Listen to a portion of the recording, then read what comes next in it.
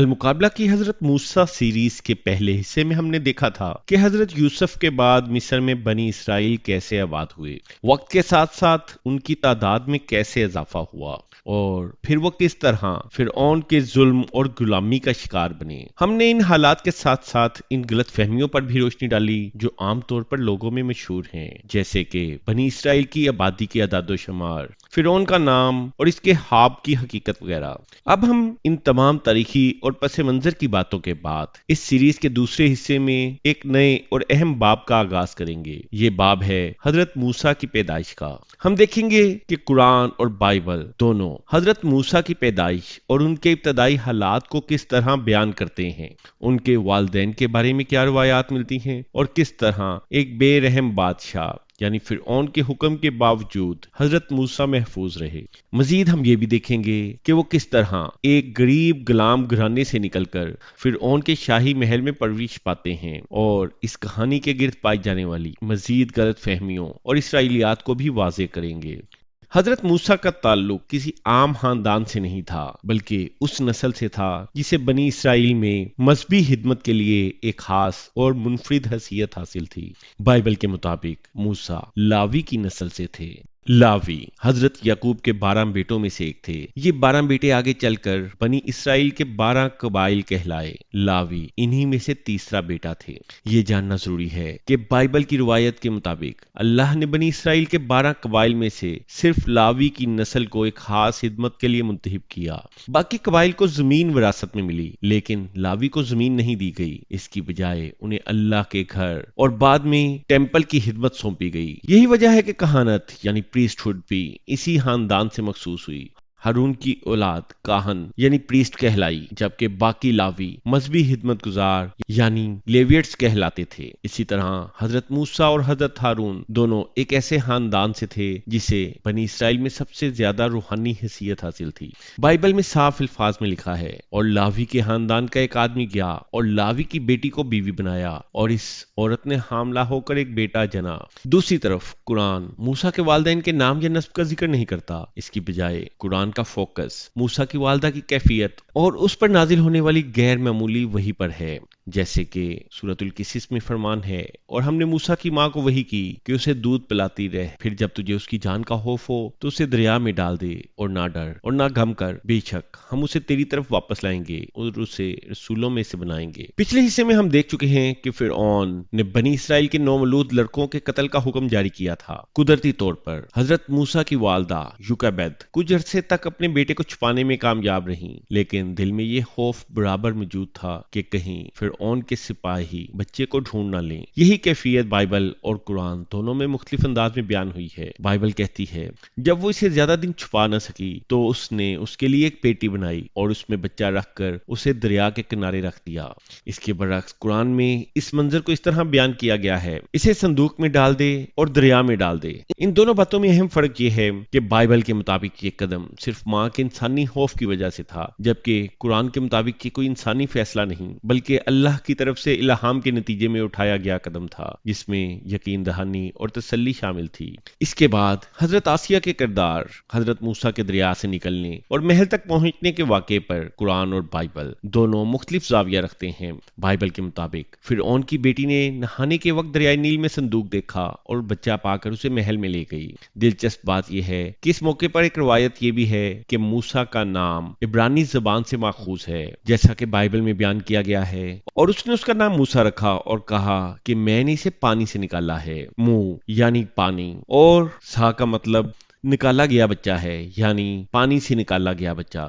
تاہم علمی لحاظ سے بعض ماہر لسانیات اس کو کمزور سمجھتے ہیں اور اسے قدیم مصری زبان سے جوڑتے ہیں۔ مثلا مصری الفاظ میں موزے کا مطلب ہے بیٹا، لیکن بائبل میں بیان کردہ عام فہم کی وجہ سے عام طور پہ یہی سمجھا جاتا ہے کہ پانی سے نکالا گیا بچہ۔ بہرحال قرآن کے مطابق معاملہ کچھ مختلف ہے۔ اس میں فرعون کی بیوی آسیہ کا کردار نمایاں نظر آتا ہے، جس نے بچے کو دیکھا اور کہا یہ میری اور تیری آنکھوں کی ٹھنڈک ہے، اسے قتل نہ کرو۔ اسی طرح ایک دوسری جگہ پر بیان کیا گیا ہے پس فرعون کے گھر والوں نے اسے اٹھا لیا تاکہ وہ ان کے لیے دشمن اور غم کا باعث بنے۔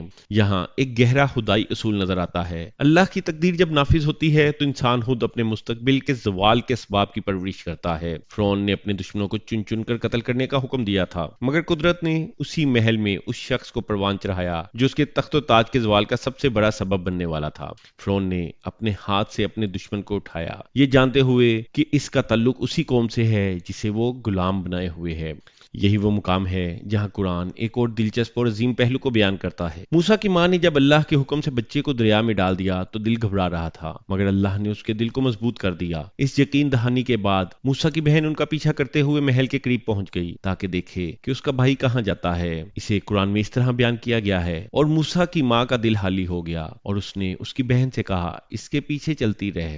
قدرت کا منصوبہ یہ تھا کہ جب محل میں دائیوں نے بچے کو دودھ پلانے کی کوشش کی تو موسیٰ نے کسی کا دودھ نہ پیا۔ تب بہن نے ان سے کہا کہ میں تمہیں ایک ایسے گھرانے کا پتہ بتاؤں جو تمہارے لیے اس کی پرورش کر دے، اور وہ نیک لوگ ہیں۔ یوں موسیٰ کو دوبارہ اپنی ماں کے پاس دودھ پلانے کے لیے لوٹا دیا گیا۔ اسے قرآن میں اس طرح بیان کیا گیا ہے، پھر ہم نے موسیٰ کو اس کی ماں کی طرف لوٹا دیا تاکہ اس کی آنکھ ٹھنڈی ہو جائے اور وہ غم نہ کرے۔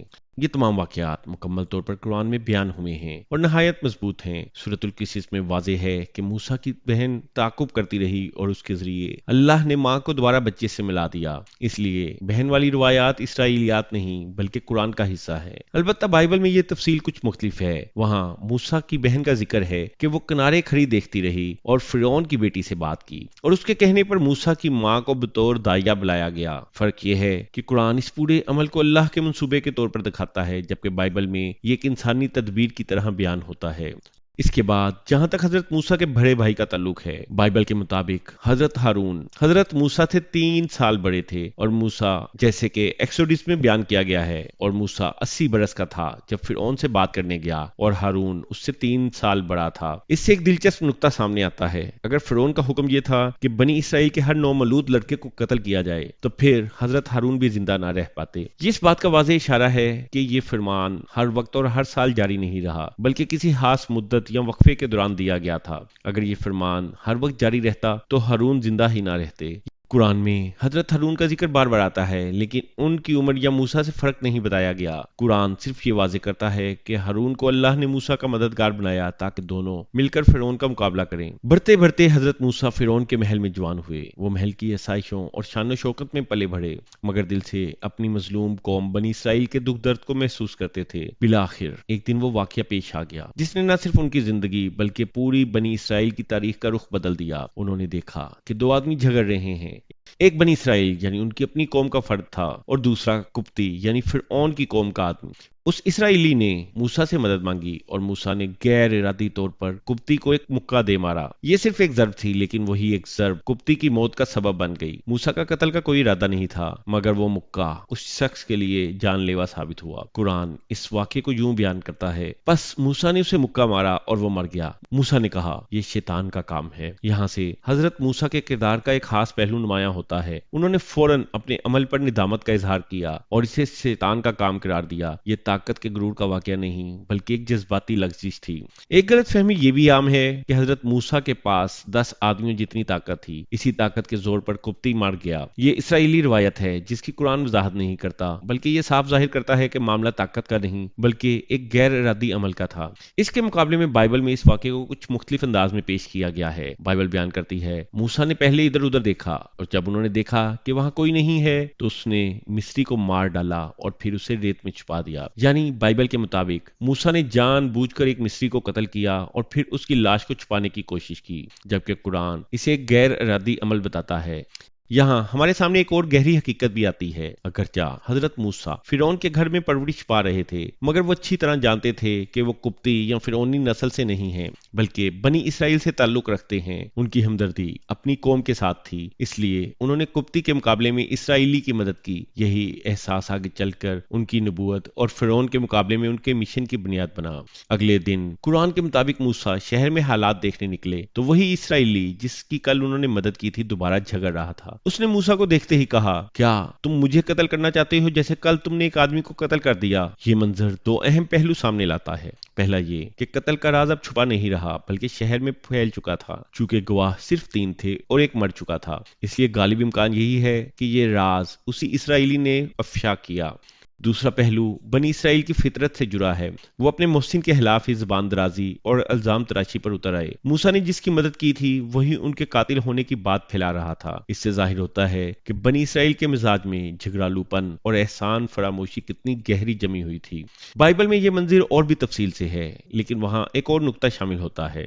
بائبل کے مطابق موسیٰ نے اگلے دن دو اسرائیلی بھائیوں کو آپس میں لڑتے دیکھا۔ جب انہوں نے صلح کرانے کی کوشش کی تو ایک نے ان پر طنز کیا، کس نے تجھے ہم پر سردار اور قاضی بنایا؟ کیا تو مجھے بھی مار ڈالنا چاہتا ہے جیسے کل مصری کو مارا تھا؟ اس سے دو باتیں صاف ہو جاتی ہیں۔ پہلی یہ کہ اسرائیلی نے موسیٰ کا راز افشا کیا اور ان کے بارے میں خبر پھیلائی، اور دوسری یہ کہ اس نے موسیٰ کی قیادت کو ہی رد کر دیا۔ یعنی ایک طرف وہ اپنی نجات کے لیے موسیٰ پر انحصار کرتے تھے، لیکن دوسری طرف انہیں اپنا رہنما ماننے کی بجائے ان پر الزام لگاتے اور طنز کرتے تھے۔ نتیجہ یہ نکلا کہ قرآن اور بائبل دونوں اس بات پر متفق ہیں کہ موسیٰ کے لیے اصل آزمائش فرعون یا قبطیوں سے زیادہ اپنی ہی قوم کی ناشکری اور بدعتمادی تھی۔ یہی رویہ آگے چل کر بار بار موسیٰ کے مشن کو مشکل بناتا رہا۔ اس سے اگلا مرحلہ حضرت موسیٰ کی زندگی کا پہلا بڑا موڑ ہے، جہاں وہ فرعون کے محل کی آسائشوں اور شہزادی جیسی حیثیت کو چھوڑ کر ایک اجنبی سرزمین کی طرف نکل جاتے ہیں۔ ایک خیرخواہ نے موسیٰ کو آ کر خبر دی کہ قبطی سردار آپ کے قتل کا منصوبہ بنا رہے ہیں۔ اسی لمحے موسیٰ شہر سے نکلے تو کیفیت یہ تھی کہ دل میں خوف اور آنکھوں میں مسلسل نگرانی، ہر طرف سے یہ اندیشہ کہ کوئی پیچھا نہ کر رہا ہو۔ اس وقت ان کے لبوں پر ایک دعا تھی، اے رب مجھے ظالم قوم سے نجات دے۔ یہ منظر ایک طاقتور شہزادے کی نہیں بلکہ ایک بے بس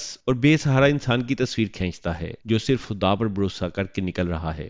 بائبل کا بیان بھی تقریباً یہی ہے، لیکن لہجہ مختلف ہے۔ وہاں صاف لکھا ہے کہ جب فرعون کو پتہ چلا تو اس نے موسیٰ کو قتل کرنے کا ارادہ کیا۔ موسیٰ نے فرعون کا سامنا نہیں کیا بلکہ بھاگ کر مدین پہنچ گئے۔ بائبل کے مطابق یہ ایک براہ راست سیاسی خطرہ تھا جس نے انہیں جلا وطنی پر مجبور کیا۔ اس طرح موسیٰ اپنی عیش و عشرت کی زندگی کو پیچھے چھوڑ کر ایک پناہ گزین کی حیثیت سے صحرائی سفر پر روانہ ہو جاتے ہیں۔ مدین کی تفصیل قرآن میں اگلے بواب میں زیادہ بھرپور ملتی ہے، خاص طور پر کنویں کا واقعہ اور حضرت شعیب کی بیٹیوں سے ملاقات۔ اس حصے میں ہم نے دیکھا کہ حضرت موسیٰ کی زندگی ایک معجزاتی طریقے سے محفوظ رہی۔ وہ فرعون کے محل میں پروان چڑھے، لیکن اللہ کی تدبیر سے اپنی ماں کے دودھ سے پرورش پائی۔ جوانی میں ایک غیر ارادی قتل نے ان کی زندگی کا رخ بدل دیا اور وہ مصر سے نکل کر مدین کی طرف ہجرت کرتے ہیں۔ اگلے حصے میں ہم جانیں گے کہ حضرت موسیٰ نے مدین میں کس طرح ایک نیا گھر بسایا، وہاں ان کی شادی کیسے ہوئی، اور پھر مصر کی طرف واپسی پر انہیں کیسے نبوت عطا ہوئی۔